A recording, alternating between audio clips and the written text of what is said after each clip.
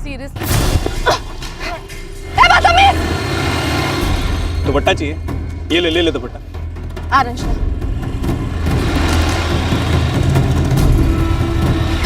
अच्छा ये ले तब दुपट्टा। नहीं चाहिए? फेंक दूं? फेंक दे।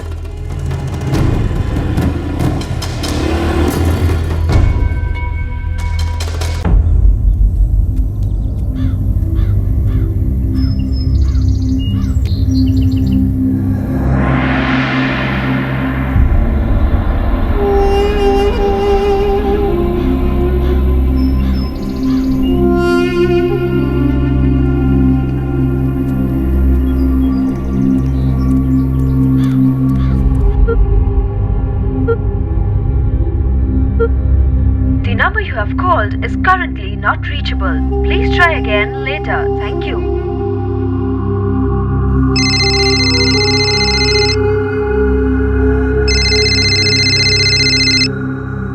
हाँ अंकुश भैया, कैसे एग्जाम्स चल रहे हैं आपके?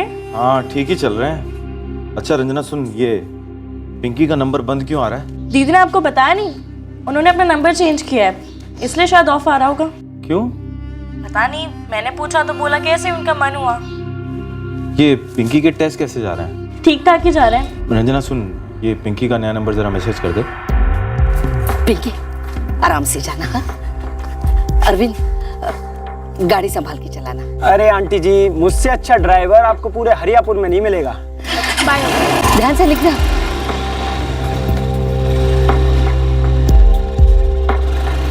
पापा, बाय पापा। अरे पिंकी बेटा, bye bye, all the best.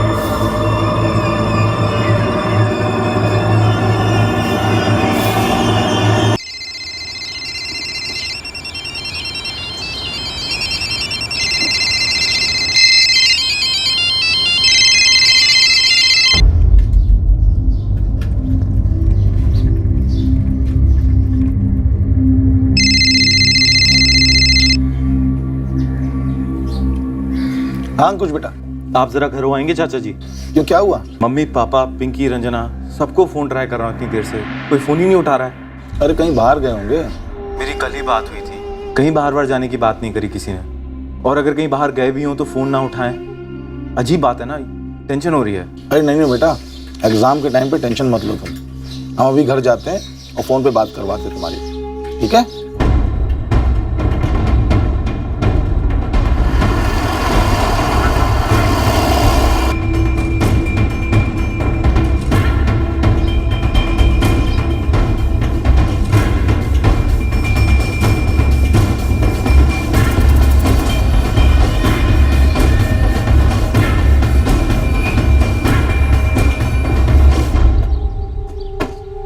Sir अंदर अंदर है सर।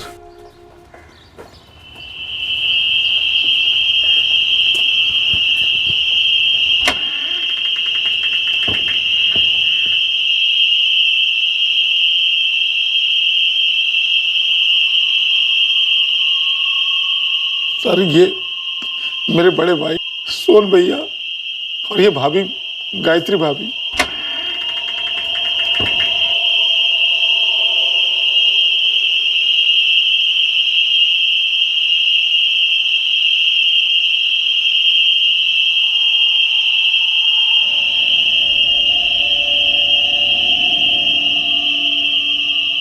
सर ये बड़ी बेटी इनकी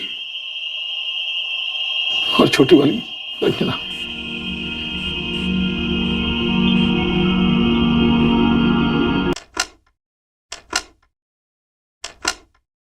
उनके बड़े बेटे अंकुश का फोन आया हमारे पास लखनऊ से। वो बैंक का पीओ का एग्जाम देने गया हुआ है। उसने बोला घर पे कोई फोन नहीं उठा रहा है, देख के आ जाइए। और जब हम यहाँ आए तो जब आप आए तो ये दरवाजा खुला हुआ था? हाँ खुला था साहब।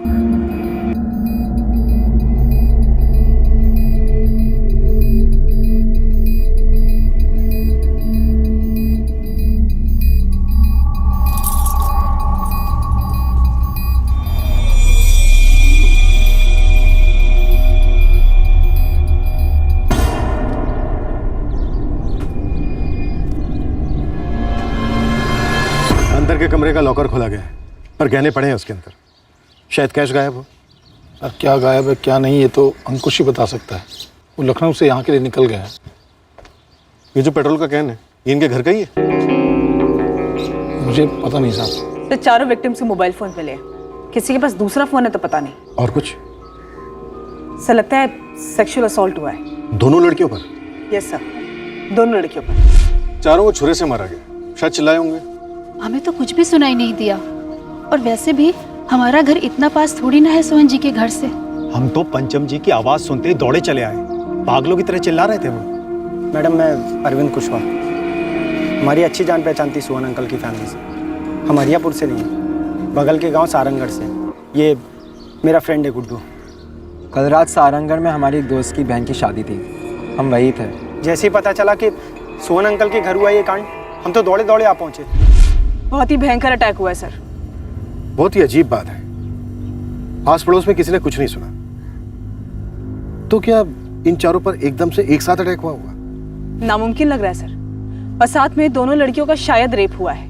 नंबर 1, ना ही दोनों को बांधा गया है, और नंबर 2, ना ही दोनों के मुंह में कपड़ा ठूसा गया है।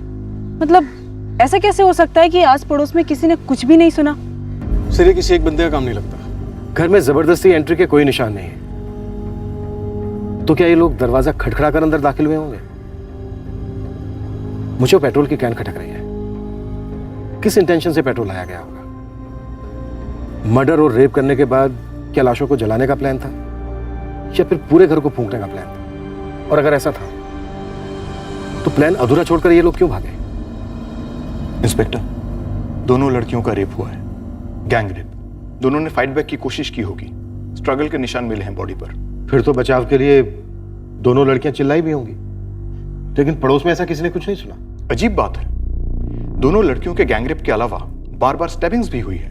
बड़ी बहन पिंकी को 8 बार स्टैब किया गया है, छोटी बहन रंजना को 6 बार, मदर गायत्री को 9 बार और फादर सोहन के बॉडी से 11 स्टैब वुंड्स मिले हैं। डॉक्टर कब हुआ ये? इन्हें यहां लाने के 8 से 9 घंटे पहले, मतलब रात 12:30 से 1 बजे के बीच में मर्डर्स हुए होंगे। हमें चारों विक्टिम्स के पेट में से अनडाइजेस्टेड फूड भी मिला है।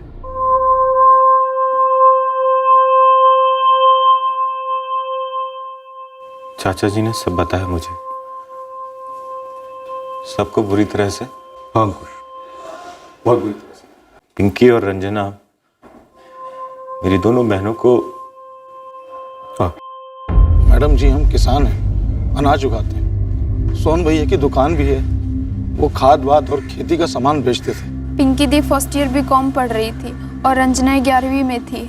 पंचम जी, अंकुश सिर्फ हमें इतना बता पाया है कि कुछ 25,000 के करीब कैश रहा होगा लॉकर में, लेकिन गहने, मोबाइल फोन सब छोड़ के गए हत्यारे। और जिस तरह से दोनों लड़कियों का सेक्सुअली असॉल्ट किया गया है, ये सिर्फ लूट का मामला तो नहीं लगता है। तो ऐसे पंचम जी, अंकुश हमें किसी भी दुश्मनी के बारे में कुछ नहीं बता पाया।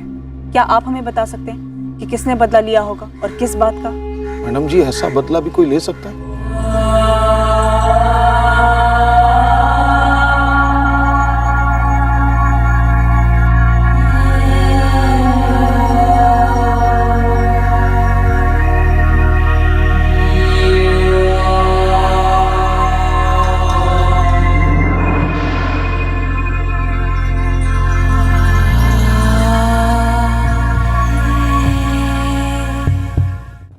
अंकुश 4 दिन पहले 3 जून को लखनऊ गया था बैंक एग्जाम देने के लिए। इसके आगे कोई भी इंफॉर्मेशन नहीं मिली। शॉक में है अभी। चारों विक्टिम्स के फोन्स का क्या स्टेटस है? 6 जून की रात को किसी से बात हुई थी जो हमें लीड दे सके? सर, सोहन और गायत्री के फोन्स अनलॉक थे, लेकिन उनके फोन से कोई भी सस्पिशियस कॉल नहीं किया गया, ना इनकमिंग और ना आउटगोइंग। और पिंकी और रंजना के फोन्स पासवर्ड प्रोटेक्टेड थे, उन्हें खुलवाने के लिए भेजा है। वैसे इन चारों के पिछले 6 महीने के कॉल रिकॉर्ड्स भी मंगवाए हैं। वो लोग जो भी थे, उनका मकसद क्लियर था, पूरी फैमिली का खात्मा। अंकुश इसलिए बच गया क्योंकि उस वक्त वो घर पर नहीं था। अंकुश के लिए प्रोटेक्शन प्रोवाइड करो। मैडम, इतना खुखार कांड हुआ है गांव में, किसी ना किसी ने तो उन कमीनों को देखा ही होगा, आते हुए या फिर भागते वक्त। बिल्कुल, मुझे भी ये लगता है, लेकिन फिलहाल तो पड़ोसी भी यही कह रहे हैं कि उन्होंने कुछ नहीं सुना। दाल में कुछ तो काला है मैडम। बिल्कुल, पर फिलहाल वो पेट्रोल कैन छोड़ के गए। ये पेट्रोल आया कहाँ से, पता कर जाता है। मैडम, आप लोग सोच रहे हैं इस सोहन की कोई दुश्मनी रही होगी किसी से, तो वो तो पूरी फैमिली को साफ कर देते। लेकिन दोनों लड़कियों का गैंगरेप इस एंगल में फिट नहीं बैठता है। पेशेवर खूनी तो सिर्फ खून करते हैं। लेकिन ऐसा कोई पहली बार नहीं होगा कि पेशेवर खूनियों ने मौका देखा और अपने खुद के खून में बह रहे हवस को मिटाया हो। सुपारी मार्केट में पता कर कौन थे ये वैशी।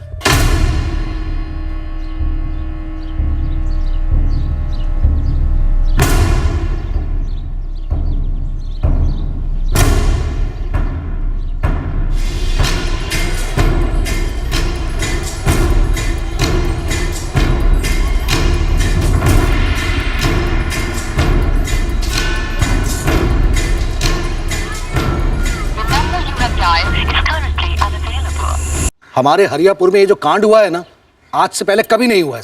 पूरे गांव में चर्चा चल रही है साहब, ये डकैतों का कोई गिरोह है। सरपंच लखन जी, रमेश जी, हमने भी इस इलाके में ऐसा पहली बार देखा है। हम अपनी तरफ से कोई कसर नहीं छोड़ रहे। फौरन गिरफ्तार कर लीजिए उनको। आप लोगों की मदद लगेगी रमेश जी। वो लोग कौन थे? कोई गिरोह था या फिर ऐसा कोई जिससे सोहन जी की दुश्मनी थी? हम लोगों को इसकी तहकीकात करनी है। और हमें पता चला है कि आप लोग हाईवे पर चक्का जाम करने की सोच रहे हैं। विनती है आपसे, ऐसा ना करो साहब। घर घर में दहशत का माहौल है। तो वो डकैत थे, धड़ल्ले से घर में घुस गए। आप में से किसी ने देखा क्या कि वो डकैत थे जो बार बार डकैत थे कहे जा रहे हो? देखिए, हम लोग पूरी की पूरी रात गश्त पे रहेंगे। ऐसा कभी कुछ ना हो उसकी कोई गुंजाइश नहीं रहेगी। आप लोग हमें हमारा काम करने दीजिए। अगर आप लोग हमारा साथ नहीं दे सकते हैं तो कम से कम बाधा तो ना बने। पहली प्रायोरिटी है अंकुश। वही हमें बता सकता है कि फैमिली को किसने धमकी दी थी क्या? सर, अंकुश को थाने बुलवाया है। सेक्सुअल असॉल्ट के जितने भी हिस्ट्री शीटर हैं, सबकी लिस्ट बनाओ, राउंड ऑफ शुरू कर दो। अगर कोई हिस्ट्री शीटर है भी तो वो सिर्फ एक जरिया होगा, करवाने वाला कोई और ही होगा। कोई ऐसा जिसे जायसवाल फैमिली से भयंकर नफरत हो। वो जो भी है, अंकुश हमें बता सकता है। चाचा जी, ये सब उस ब्रजभान शर्मा का ही कराया होगा। ब्रजभान इतना गिर सकता है? इतना? खेतों की बाउंड्री को लेकर झगड़ा था हमारा और ब्रजभान शर्मा का। ब्रजभान ने अपने खेत में ऐसा बांध बनवा दिया था सर, जिससे नहर का पानी हमारे खेतों तक ना पहुंचे। पापा और मैंने कई दफा उससे बात करने की कोशिश की थी, उसे समझाया, लेकिन हर बार क्या था, मेरे खेत हैं, कुछ भी करूं। ब्रजभान और उसके बेटे बबलू और सुरेश ही जिम्मेदार हैं। धर लो ने सर आप। ब्रजभान शर्मा ने बांध भी नहीं हटाया और उसने और उसके बेटे बबलू और सुरेश ने ये कांड भी किया। वो मैंने और मेरे दोस्तों ने मिलकर उसका बनाया हुआ बांध तोड़ दिया था सर।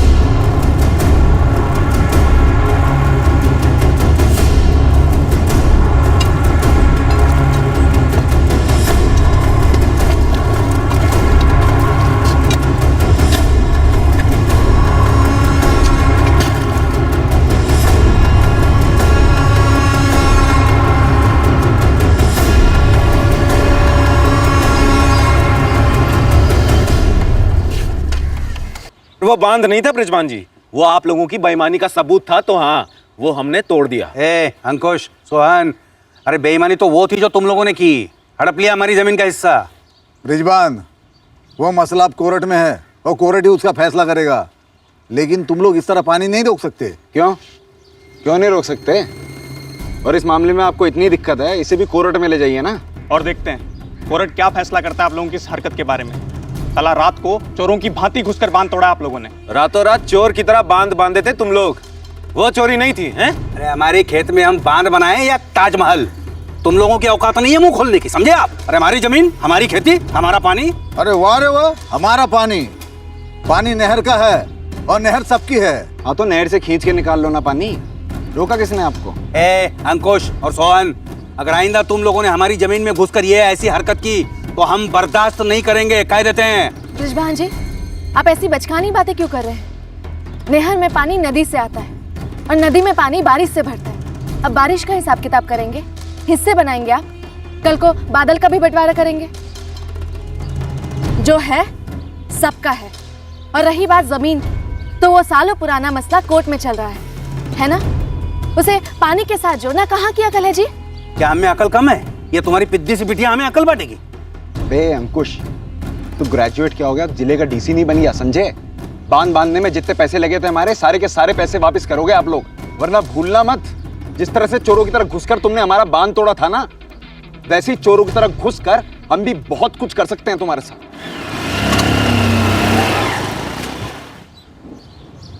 पिंकी, तुम्हें बीच में नहीं बोलना चाहिए था। मैंने कुछ गलत बोला पापा? गलत वक्त पर बोला पिंकी, गलत जगह पर बोला। जब गलत हो तब के तब आवाज उठानी चाहिए ना भैया। बेटा तुम अभी छोटी हो, ऊपर से लड़की हो। माना मैं छोटी हूँ पर बालिग हूँ, और रही बात लड़की होने की, तो आप तो ऐसा ना कहो, फिर हमें पढ़ा क्यों रहे हैं?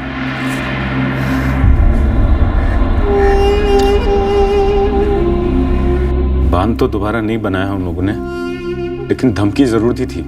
ये ब्रजभान मर्डर और गैंगरेप करवा सकता है? और कौन हो सकता है सर? हरियापुर में हमारी सिर्फ ब्रजभान शर्मा से लड़ाई है, सालों से। हाँ मैडम, मैंने और गुड्डू ने मिलकर अंकुश की हेल्प की तो थी बांध तोड़ने में, लेकिन ब्रजभान शर्मा बबलू और सुरेश के साथ मिलकर इतनी घटिया हरकत करेगा, ये मैं कभी सपने में भी नहीं सोच सकता था। पर अरविंद, रंजिश तो तगड़ी थी, नुकसान पहुंचाने की, चोट पहुंचाने का पूरा इरादा था उनका। जाहिर है ना मैडम। अरे उन लोगों ने हमारा माली नुकसान किया था तो हम लोग उनका माली नुकसान ही करते ना, ये जानवर लेने पे क्यों उतरते हम लोग? और सर गैंग रेप मतलब आपने हम लोगों को समझ क्या रखा है? सर हम लोग इज्जतदार मेहनती किसान आदमी हैं। सोहन जी और अंकुश से हमारी लड़ाई हुई थी, इसलिए आप लोग हमें फंसा रहे हैं इस कांड में। सर फंसा नहीं रहे, तुम लोगों का नाम लिया गया। अरे अंकुश तो सदमे में है, पर आप लोग तो होश में हो ना। हम लोग तो होश में, पर आप अपने बदले के जोश की बात कीजिए ब्रजभान शर्मा जी। बताइए हमें, सोहन जायसवाल के घर को पेट्रोल से जलाने का प्लान क्यों ड्रॉप किया गया? जमीन का मामला तो हम कोर्ट में लड़ रहे हैं ना साहब, तो हम खून करने की क्यों सोचते, और एक घर जलाने की क्यों सोचते हम लोग? सबूत मिटाने। सबूत तो आप लोग जुटा नहीं पा रहे हो, इसलिए बलि का बकरा हमें बना रहे हो। इसके पहले कि सबूत जुटाने के लिए हम एक उंगली भी उठाए, आप लोगों की तरफ उंगली उठी है सामने से, और किसी की तरफ नहीं। अब सीधे सीधे बोलो, बांध ढूंढने के बाद क्या हुआ था? सर हमें सोहन जी और उनके बेटे अंकुश पर गुस्सा था, जबरदस्त गुस्सा। हमने और बबलू ने सोचा भी था कि अंकुश की हरकत का ना मुंह तोड़ जवाब देंगे, पर सर हम इतना भद्दा काम नहीं कर सकते। सर हम ज्यादा से ज्यादा उनके खेत में सुअर छोड़ देते बस। सर हम बेवकूफ नहीं हैं कि इतना बड़ा कांड करें और ऊपर से झूठ भी बोल दें। आप लोग बेवकूफ हैं या सियाने, ये अभी नहीं, बाद में तय करेंगे। अभी सिर्फ इतना तय कर लो कि आप लोगों में से पूरा सच कौन बोलेगा, कोई अकेला या फिर तीनों मिलकर? ये नाइंसाफी है सर, आप हमें से रोक नहीं सकते, कोई सबूत नहीं है हमारे खिलाफ। सर हमने कुछ नहीं किया, ये अंकुश बेवजह हम पे इल्जाम लगा रहा है सर।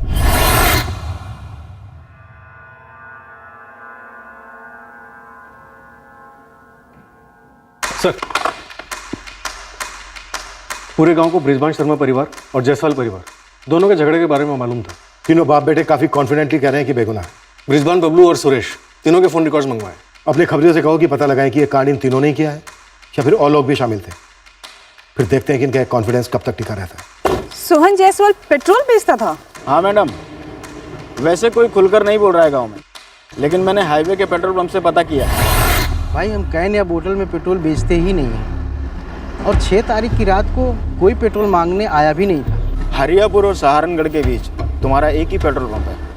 अब ये कहाँ लिखा है कि पेट्रोल सिर्फ पेट्रोल पंप पर ही बिकता है? दोनों गांव के बहुत से लोग जानते हैं कि हरियापुर का सोहन जायसवाल चुपके से पेट्रोल बेचता था, वो भी अपना मुनाफा लगाकर। 99% मैडम, वो पेट्रोल का कैन सोहन जायसवाल की दुकान से ही था, शायद घर के बाहर रह गया हो। हाँ सर, ये पेट्रोल का कैन तो हमारी दुकान का ही है, लेकिन हम ऐसे कभी बाहर नहीं छोड़ते। पता नहीं आप लोगों को बाहर कैसे मिला ये। अंकुश, दुकान तुम्हारी, घर तुम्हारा, तुम्हें पता होना चाहिए। सर मैं ये कबूल करता हूँ कि हम लोग जो ये पेट्रोल बेचने का काम कर रहे थे वो गैर कानूनी था, लेकिन इतना भी पक्का है कि सर हम वो कभी घर पे नहीं रखते थे। अंकुश, क्या कुछ ऐसा है जो तुम भूल रहे हो, जो शायद हमें बताना चाहिए? ब्रिजभान और उसके दोनों बेटे बबलू और सुरेश, इनकी कोई क्रिमिनल हिस्ट्री नहीं। 2 दिन से हम तीनों को खूब तोड़ने की कोशिश कर रहे हैं, लेकिन तीनों में से कोई नहीं टूटा है। तीनों का कहना है कि वो बेकसूर हैं, बेगुनाह हैं, उन्होंने कुछ नहीं किया है। तुम्हारे पिता सोहन जायसवाल की किसी और के साथ दुश्मनी थी? कोई और कारण हो सकता है इस हत्याकांड का?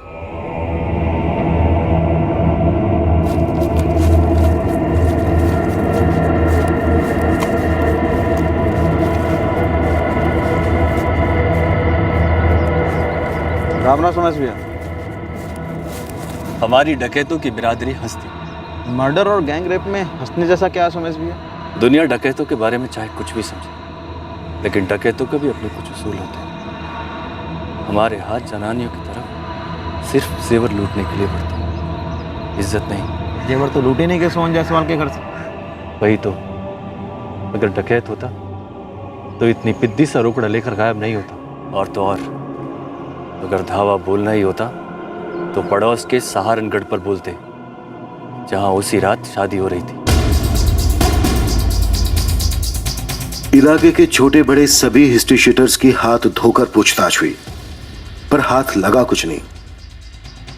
दूसरी ओर पिंकी जायसवाल के फोन रिकॉर्ड्स बड़े अजीब निकले, पर बड़े काम के साबित हुए। पायल, ये पिंकी जायसवाल, बड़ी बेटी, इसके कॉल रिकॉर्ड सिर्फ 2 ही दिन के, 5 और 6 जून। इनफैक्ट 5 तारीख को इसका नंबर एक्टिवेट हुआ था। सर, पिंकी के पास कोई दूसरा नंबर ना हो ऐसा हो नहीं सकता। शायद पिंकी के पास और कोई नंबर हो। इसके फोन में सिर्फ यही एक सिम था, और 6 जून की रात 11:15 बजे इसे लास्ट कॉल अरविंद कुशवाहा का है। बाकी सारे कॉल्स फैमिली मेंबर्स के। हाँ सर, मैंने उस रात पिंकी को कॉल किया था। हमें बताया क्यों नहीं? आप लोगों ने कुछ पूछा नहीं मुझसे, तो मैं क्या बताता। हमने तो तुझसे ये भी नहीं पूछा था कि तू सुबह कहाँ से आया था। तूने हमें खुद बताया था कि तू सहारनगढ़ में अपने दोस्त की बहन की शादी से आया था, ये खबर सुनकर। अरे मैडम, वो तो आपके सवाल का जवाब था। आप लोगों ने ही तो पूछा था ना कि किसी को देखा या कुछ सुना, तो तभी मैं बोला कि हम सारंगगढ़ से हैं, हरियापुर से नहीं। और तभी बस बातों बातों में शादी वाली बात निकल गई। तेरी पिंकी से रात 11:15 को क्या बात हुई थी? सर, उसका पिकअप टाइम फिक्स कर रहा था सर। कैसा पिकअप टाइम? सर, पिंकी के टेस्ट चल रहे थे ना, तो मैं उसे कोचिंग सेंटर छोड़ने जाता था। बस वही जानने के लिए फ़ोन किया था सर। पिंकी, कल कितने बजे आऊँ? नहीं यार, तू तो शादी के काम से रात भर थका रहेगा। कहीं नींद में बाइक ठोक वोक दी तो? मुझे टेस्ट से पहले मरना नहीं है। ऐसे मरने वरने की बातें मत किया कर। अच्छा, मैं रोज़ की तरह 7:30 बजे आऊँ? नहीं, सीरियसली, मैं चली जाऊंगी बस या ऑटो से। उसके बाद मैं रात भर शादी के कामों में लगा रहा। सुबह विदाई की तैयारियां चल रही थी जब ये बैड न्यूज़ आई। जून के महीने में कौन से टेस्ट चलते हैं? कॉलेज तो अभी शुरू हुए हैं ना। पिंकी के यूपीएससी के सपने थे, तो उसी की कोचिंग क्लासेस जाती थी। सर, उनके टेस्ट होते हैं टाइम टू टाइम। तो इस कोचिंग क्लास के टेस्ट के लिए तू छोड़ने जाता था डेली? डेली मतलब 5 और 6 जून को गया था मैडम। 7 जून को उसका आखिरी पेपर था। 3 जून को स्टार्ट हुए थे सर, तभी अंकुश छोड़ने गया था। उसके बाद वो अपने बैंक के एग्ज़ाम के लिए बाहर चला गया, तो जाते जाते मुझे बोल कर गया था ड्रॉप करने के लिए सर। पिंकी अपने कॉलेज खुद जाती थी? हाँ। क्लासेस भी खुद जाती थी? जी सर। तो फिर टेस्ट के लिए ड्रॉप क्यों? कोचिंग क्लास वालों ने टेस्ट काफ़ी सवेरे रखा था, वो तभी काफ़ी सुनसान होता है सर। अब सर, उन लोगों ने मुझे बोला छोड़ने के लिए, तो इसलिए मैं छोड़ता था सर। अंकुश दोस्त है, पिंकी दोस्त थी सर। पिंकी दोस्त थी? सिर्फ दोस्त थी, गर्लफ्रेंड नहीं। गर्लफ्रेंड ममता है सर, ममता त्रिवेदी। सारंगगढ़ में ही रहती है सर। 6 जून को मेरी उससे भी कई बार बात हुई। आप कहें तो मैं नंबर दूं सर?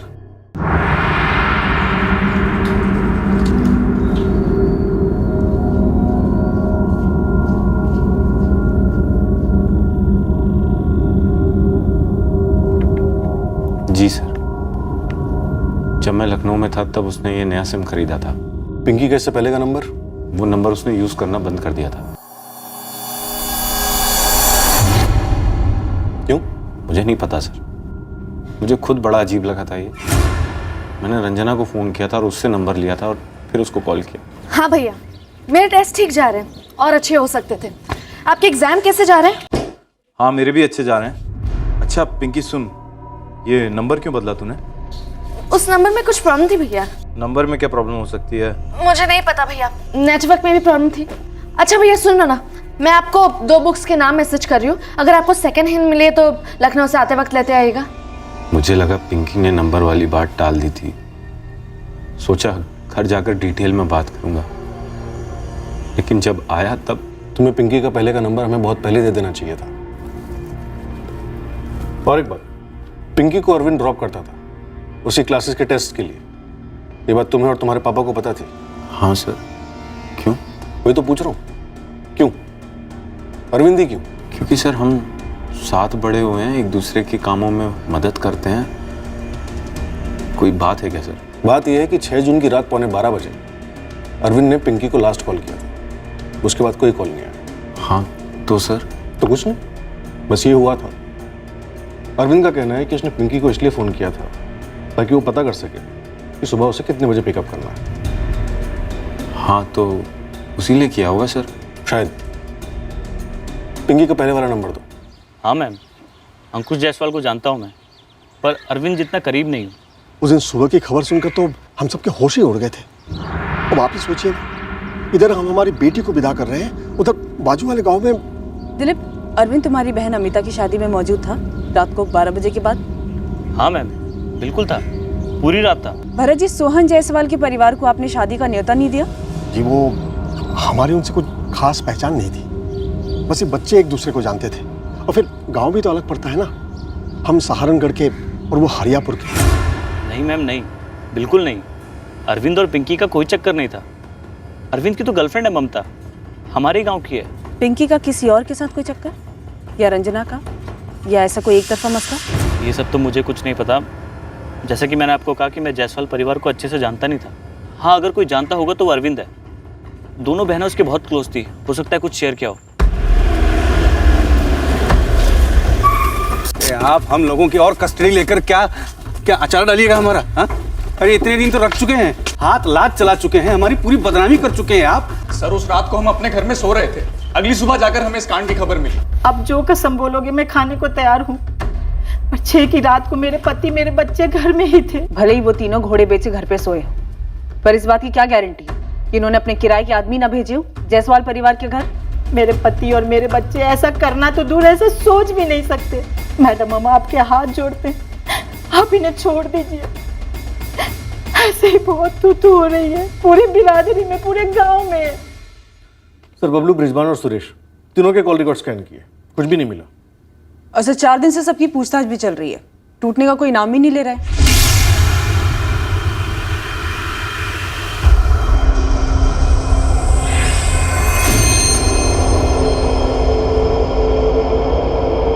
सर, और बारीकी से भी अगर कॉल लोकेशन ट्रैक करें तो भी बेमतलब है। दोनों परिवार, जायसवाल और शर्मा, दोनों एक ही टावर की रेंज में। पर सर, अंकुश के पॉइंट ऑफ व्यू से और अभी तक जो हमारे हाथ में है, इशारे तो शर्मा परिवार की तरफ ही जाते हैं। पर पिंकी का नया सिम कार्ड भी तो हमारी तरफ इशारा कर रहा है। पायल, कत्ल के 2 दिन पहले पिंकी ने अपना सिम कार्ड क्यों चेंज किया?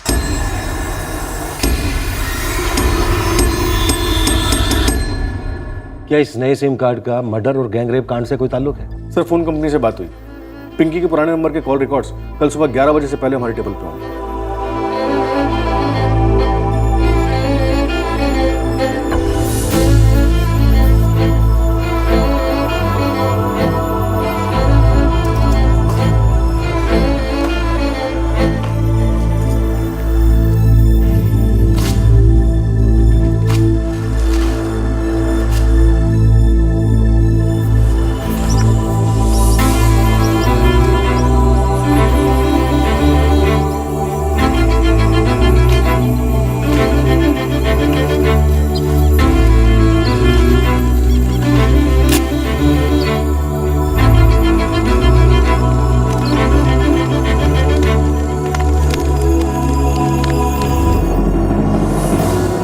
पिंकी के पुराने नंबर के रिकॉर्ड्स हमारे हाथ लगे, पर साथ ही कुछ सवाल और भी थे जो हमें कुरेदते रहे। जैसे कि वो पेट्रोल की कैन का रहस्य, वो दुकान से घर कैसे पहुंचा और क्यों।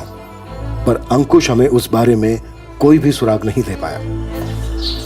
पायल, अगर हम क्राइम सीन की स्टडी करें और क्राइम रिक्रिएट करें तो शुरुआत यहां मेन दरवाजे से हुई होगी। एक नहीं, एक से ज्यादा लोग दरवाजे पर आए होंगे और दरवाजे पर दस्तक दी होगी। और सर, दरवाजा पिंकी या रंजना, इन दोनों में से किसी एक ने खोला होगा, क्योंकि माँ बाप की लाश तो अंदर बेडरूम में थी, बेड के ऊपर। तब शायद वो सो रहे होंगे। वो जो भी थे, जितने भी थे, दरवाजा खोलने वाले को उस वक्त ये कतई मालूम नहीं था कि उनका असल मकसद क्या है। जो था पूरी फैमिली का खात्मा और दोनों बहनों के साथ गैंगरेप। यस सर, वो जो भी थे, जितने भी थे, उनमें से कम किसी एक को पिंकी या रंजना, इन दोनों में से कोई एक तो जरूर जानता होगा, वरना उनके लिए दरवाजा अंदर से नहीं खोला गया होता। पायल, ये भी तो हो सकता है कि पिंकी या रंजना का बॉयफ्रेंड था, पेरेंट्स उसके खिलाफ थे और इस कत्लेआम की प्लानिंग में ये लड़की भी शामिल थी, लेकिन ऐन मौके पर खुद भी शिकार हुई। मुंबई और बेंगलोर में भी इतने खुले ख्यालात के पेरेंट्स नहीं मिलेंगे सर जितने कि हमारे मम्मी पापा थे। हम तीनों में से किसी का भी कोई अफेयर होता तो वो कभी मना नहीं करते, या हमारा कुछ भी चल रहा होता तो हम सबसे पहले घर पर ही बताते थे। इतनी रात को पेट्रोल लेने कौन आया होगा दुकान बंद होने के बाद? ऐसे तो कोई नहीं आता था सर, लेकिन शायद हो सकता है किसी ने पापा को पहले से बोल के रखा हो कि रात में पेट्रोल लेने आएंगे, और इसीलिए पापा ने वो कैन अंदर रखा हो। और फिर उसके बाद पता नहीं क्या हुआ सर, क्यों हुआ। मेरा बैंक का एग्जाम भी उसी दौरान क्यों था। काश मैं यहाँ पर होता, कुछ करने, सबको बचाने। हाँ शिवा बोल। एसके कॉलेज मैडम, जहाँ पिंकी जायसवाल पढ़ती थी, वहाँ से एक तगड़ी खबर है। बोल जल्दी। स्टूडेंट से बात हो रही थी, उनकी एक फ्रेंड सरिता ने बताया कि पिंकी और उसकी छोटी बहन रंजना दोनों को कॉलेज के रास्ते में कोई परेशान करता था, पीछा भी करता था और छेड़ता भी था। कौन था वो? मुझे ही बोलते, मैं ये खुद अपने सीरियस। दुपट्टा चाहिए? ये ले दुपट्टा।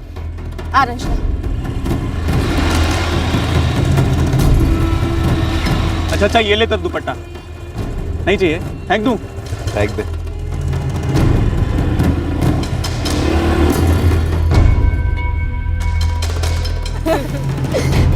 क्या ही नो, कुछ नहीं, बहुत धूप है। हाँ। मैंने तो देखा ही नहीं उसके बाद।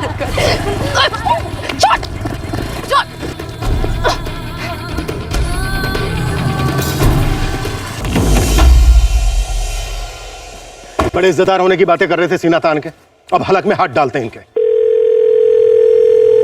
हेलो, हरियापुर थाने से सब इंस्पेक्टर शंकर त्रिपाठी बोल रहा हूँ। कहाँ का नंबर है ये? पीसीओ का है सर। हाँ, लेकिन कहाँ का पीसीओ है? सर, 20 सड़क पर पिंकी और उसकी छोटी बहन रंजना को छेड़ना, पीछा करना, स्टॉकिंग करना, उसके बाद दोनों बहनों के साथ गैंग रेप और फिर मर्डर। नहीं सर, हम खुद बताने वाले थे आपको इस बारे में। सर, हम बस बदला लेने के लिए छेड़ रहे थे, बाकी रेप और मर्डर हमने नहीं किया सर। जो दुपट्टा खींच सकता है वो रेप भी कर सकता है। नहीं सर, हमें उन लोगों पर गुस्सा था तो बस थोड़ी बेइज्जती करना चाहते थे उनकी सर। इस प्लान में कौन कौन शामिल था तुम्हारे साथ? तुम्हारा बाप? अगर मुझे जरा सी भी भनक होती कि मेरे बेटों ने ऐसा कुछ किया है तो कसम है कुलदेवता की, मैं दोनों को भरे बाजार में पट्टे से पीटता।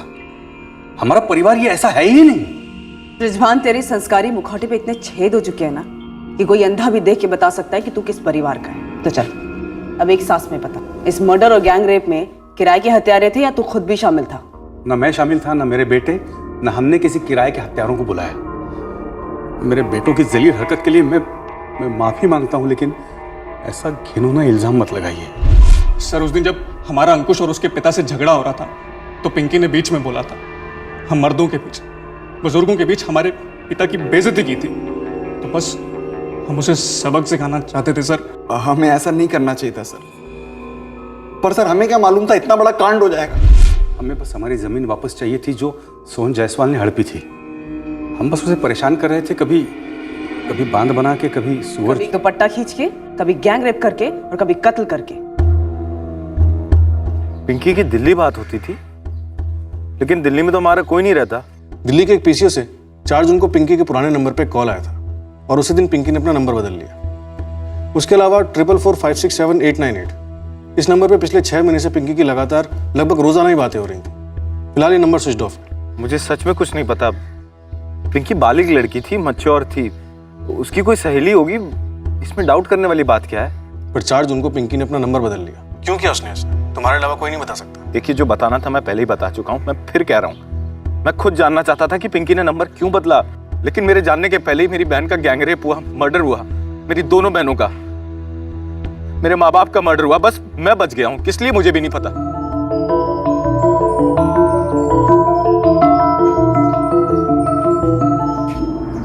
सब रिजवान बार बार एक ही बात बोल रहा है कि वो इन सब में शामिल नहीं है।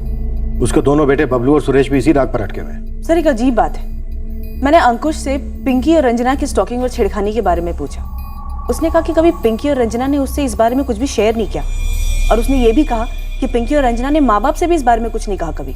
एक और अजीब बात है, ब्रिजभान एंड सन्स अगर सोहन के घर इतनी रात को जाते तो दरवाजा कौन खोलता, और अगर कोई दरवाजा खोल भी देता तो उन्हें अंदर नहीं आने देता, और अगर ये लोग जबरदस्ती अंदर घुसते तो जबरदस्त चीखना चिल्लाना गाली गलौज होता। सर बिना देखे दरवाजा खोलने का कोई चांस ही नहीं है।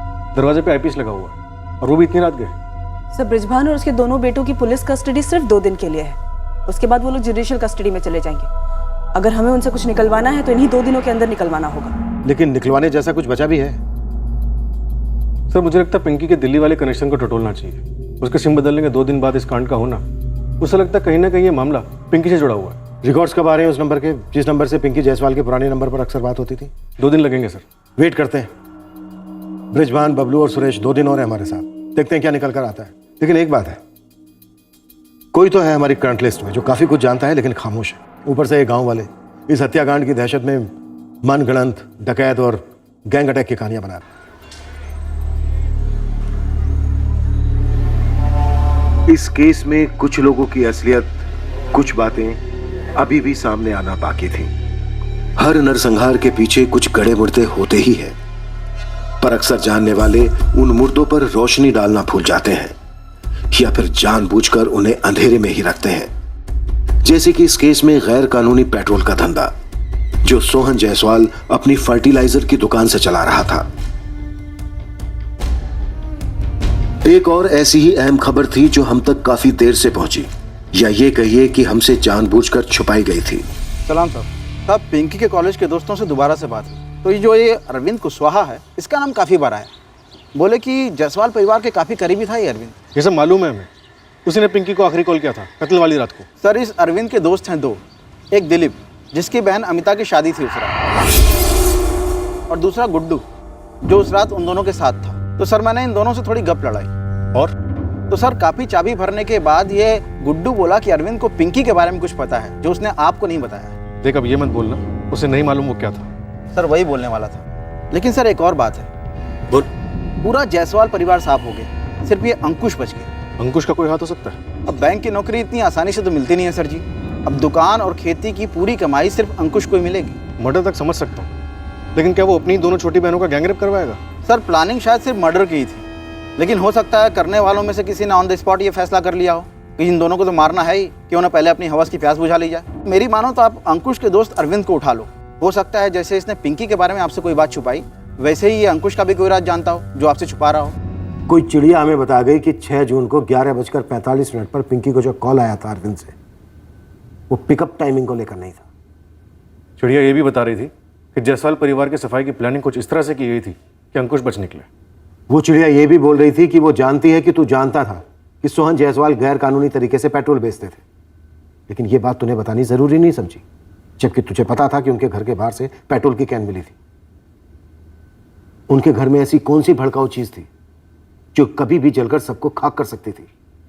सर दोनों बहनें रही नहीं, अब इतनी क्रूर तरीके से हुआ है सब।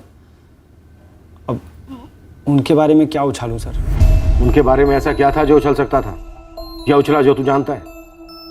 अरविंद मुंह खोल दे, नहीं तो जितने भी चार्जेस है ना वो सब तेरे सर पे लगा देंगे। सर मैंने उस रात पिंकी को पिकअप टाइम पूछने के लिए कॉल किया था सर, ये बात सच है, लेकिन मैंने आप लोगों को सारी बातें नहीं बताई पिंकी के बारे में।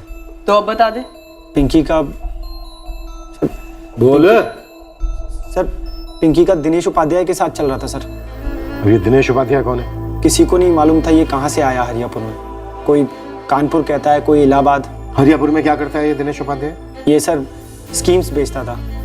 पिंकी भी उसके साथ पार्ट टाइम जॉब करती थी सर। स्कीम का नाम? MR के लोकित बम्पर योजना सर। 2 महीने पहले ये सर कहीं भाग गया, ये दिनेश उपाध्याय। बम्पर योजना चलाने वाला कहीं भाग गया?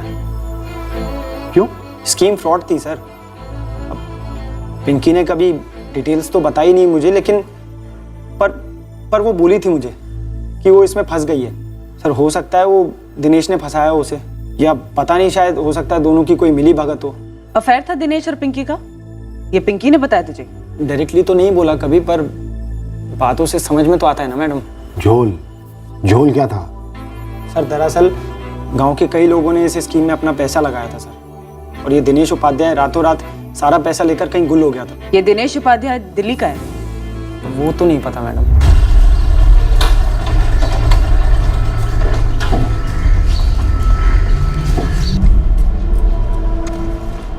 तुम्हारी बहन दिनेश उपाध्याय नाम के फ्रॉड के पास पार्ट टाइम जॉब कर रही थी और वो आदमी कई लोगों के पैसे लेके फुर हो गया, और तुम कह रहे हो तुम्हें ठीक से मालूम ही नहीं? सर पिंकी ने कभी मुझे ठीक से कुछ बताया ही नहीं था।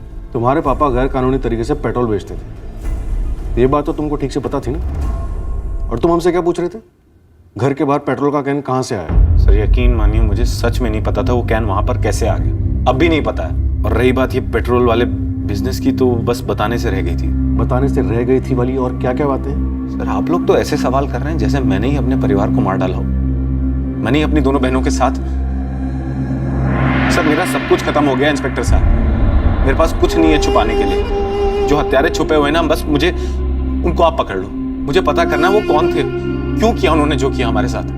मैडम एमआर के लोकहित बम्पर योजना वाले दिनेश उपाध्याय की हिस्ट्री निकाल रहे थे, यहाँ तो किसी और की हिस्ट्री निकल के सामने आ गई। नाम बोल।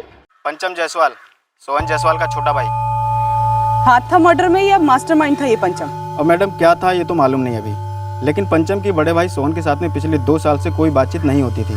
जमीन या प्रॉपर्टी का कोई मसला था? हाँ, और अंकुश के फोन के बाद उसका सोहन के घर जाना, जोर जोर से चिल्लाना, मानो गंदे से नाटक का गंदा सा रिहर्सल था कोई।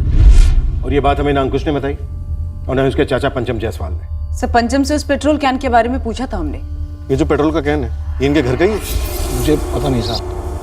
सर पिंकी के फोन से इस नंबर पे तकरीबन रोजाना 6 महीने से बात हो रही थी। 4445678898 वो दिनेश उपाध्याय का नंबर है। कल तक हमारे पास एक ही एंगल था और वो ये कि बृजभान और उसके दोनों बेटे सुरेश और बबलू ने एक काम किया है, लेकिन अब ऐसा नहीं है। अब हमारे पास एंगल्स ही एंगल्स हैं, पर ये सारे एंगल्स इस खूंखार मर्डर और गैंगरेप से कैसे जुड़े हैं ये भी बताना मुश्किल। बृजभान शर्मा और उसके बेटे बबलू और सुरेश को जुडिशियल कस्टडी में भेज दिया गया, लेकिन वो अब भी शक के दायरे से बाहर नहीं किए गए थे। इस केस के इर्द गिर्द बड़ी रहस्यमय गतिविधियां हो रही थीं, जिसका राज जानना अभी बाकी था। पर ऐसा लग रहा था कि ये सारी एक्टिविटीज कहीं जाकर एक दूसरे से जुड़ी हो सकती हैं। इस केस की सबसे रहस्यमय बात थी पेट्रोल कैन। वो पेट्रोल से भरा कैन घर के बाहर क्या कर रहा था? जब तक हमें इसका जवाब मिला, वो जवाब कई और सवालों का जवाब साबित हुआ। सब कुछ एक दूसरे में बुना हुआ था, सब लोग एक दूसरे से जुड़े हुए थे। पर अहम मुद्दा यह था कि वो कौन थे, कितने थे, जो 6 जून की देर रात जायसवाल परिवार के दरवाजे पहुंचे, शायद दस्तक दी, अंदर दाखिल हुए, फिर 4 लोगों का मर्डर्स और 2 भयंकर गैंग रेप्स कर घर में पड़ा थोड़ा सा कैश लेकर भाग खड़े हुए। कल के एपिसोड में हम देखेंगे कि एग्जैक्टली उस रात हुआ क्या था, क्यों हुआ था। जय हिंद।